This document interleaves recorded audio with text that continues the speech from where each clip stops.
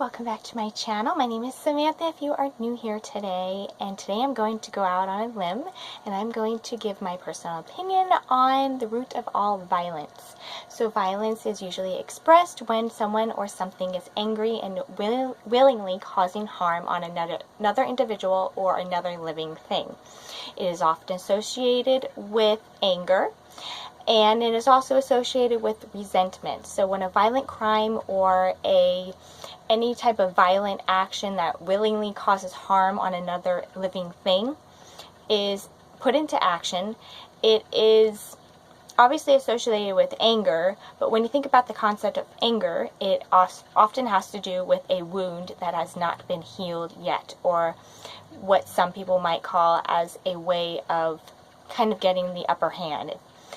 It's the root cause of violence is not only, in my opinion, validation, which is, when you think about the word validation, validating somebody's feelings, it's basically saying what you are currently feeling in your personal reality is correct, and it is also true. So validation has to do with a lot of confirming and relating. So when someone or something acts as a violent towards something else, it usually has to do with a lack of validation. Now, I'm going to give an example, and I'm going to describe it in the best way that I possibly can.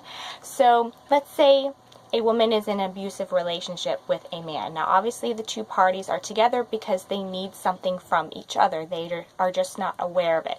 So, let's say this woman is physically and verbally abused every day, and she has a validation of feeling a need to be validated for feeling good.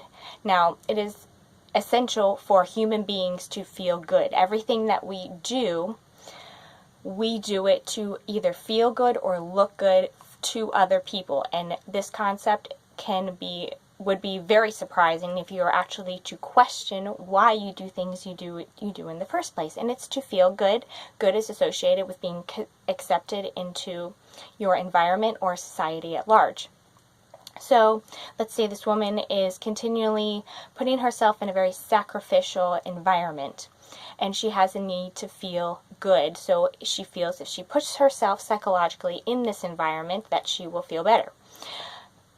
The man that is controlling her or abusing her physically has a need to either feel better or be in control. So he feels if he were to have the upper hand in everything that she does, he will feel better and therefore have a sense of control.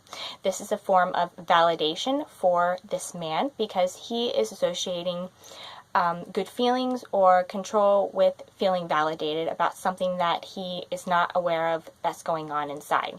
The same thing that applies to violence when it comes to war or anything from the slaughter industry, revengefulness. It all has to do with a concept of validation.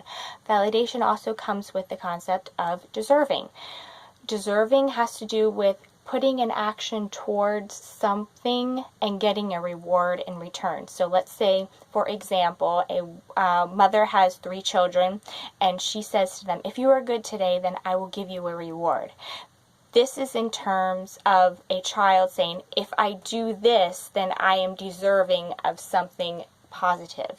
So it can be safe to say that validation and deservingness all go in the hands of where all violent crimes are to begin with.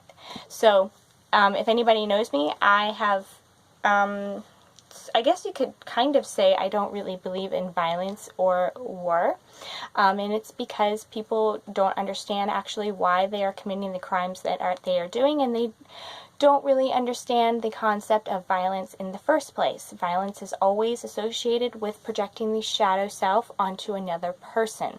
The shadow self is part of the self that is not aware of the individual. So if you look at why violent crimes are committed in the first place, it's because of something that isn't within the self that is not accepted, and they project it onto something else. So let's say I'll use the store Abercrombie and Finch.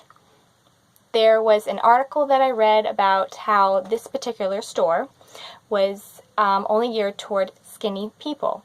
This could be an example of how someone could go out of their way to only associate with skinny people. If you look at why people want to be skinny, it's because they want validation, they want to feel deserving, and they want to feel good.